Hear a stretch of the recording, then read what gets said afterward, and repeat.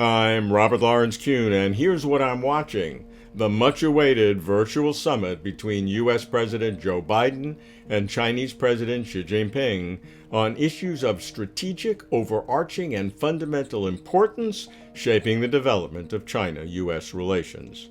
It is good that President Xi and President Biden are talking to each other, not talking about each other.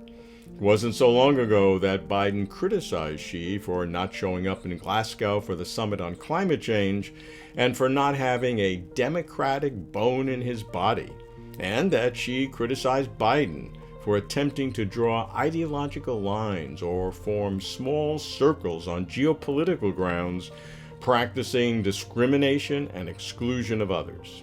Now they are talking, and for that we should all be applauding quietly and cautiously, because this is only a first baby step in the right direction.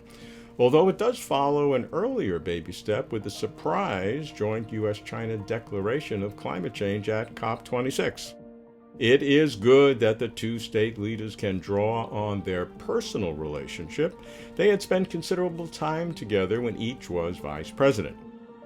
President Biden began the online summit by saying, "We've spent an awful lot of time talking to one another, and I hope we can have a candid conversation tonight as well," adding, "We never walk away wondering what the other man is thinking."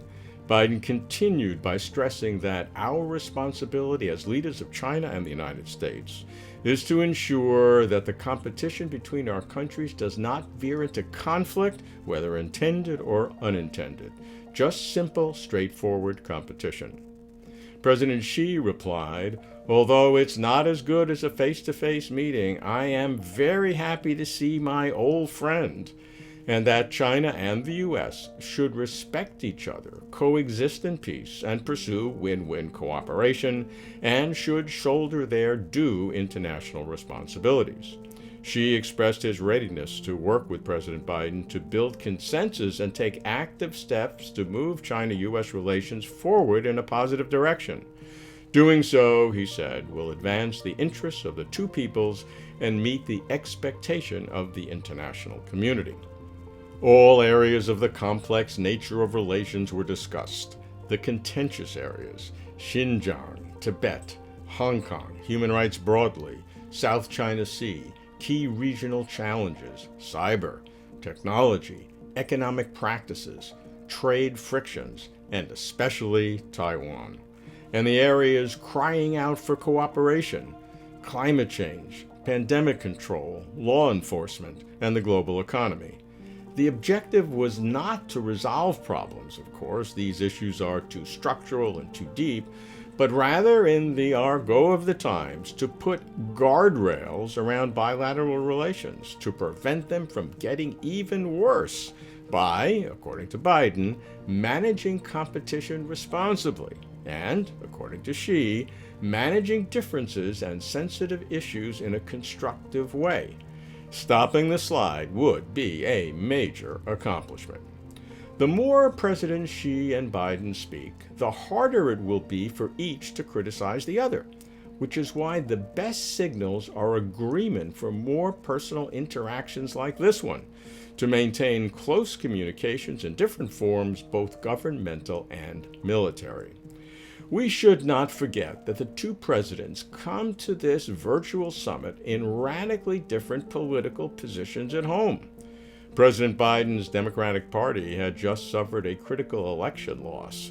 The governorship of Virginia went to a Republican, and this upset is seen as a harbinger of the 2022 midterm elections for Congress, when the Democratic majorities are threatened.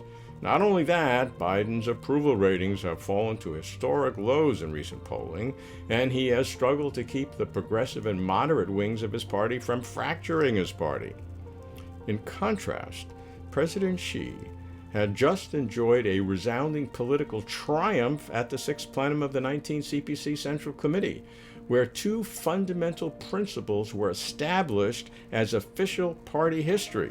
Xi's status as core of the party was certified, and Xi Jinping thought on socialism with Chinese characteristics for a new era was memorialized as contemporary Marxism for the 21st century. one cannot overstate the significance of these two establishments in Chinese politics. I'd like to offer some friendly advice to both presidents. Please try to resist the easy road of confrontation. To President Biden, please do not be swayed when your Republican critics berate you for being soft on China, thinking to gain political advantage with American voters. To President Xi, please do not be swayed by nationalists in China, especially those online, who try to create a kind of pressure that could constrain the astute actions of even a powerful president. From the hindsight of history, it may well be the case that this Xi-Biden virtual meeting will have marked a slight upward positive tick in U.S.-China relations. If so, it just may indicate that we have already passed the nadir, the absolute bottom in bilateral relations. It would still be a long way back up, but knowing that the bottom is behind us would be a really big deal.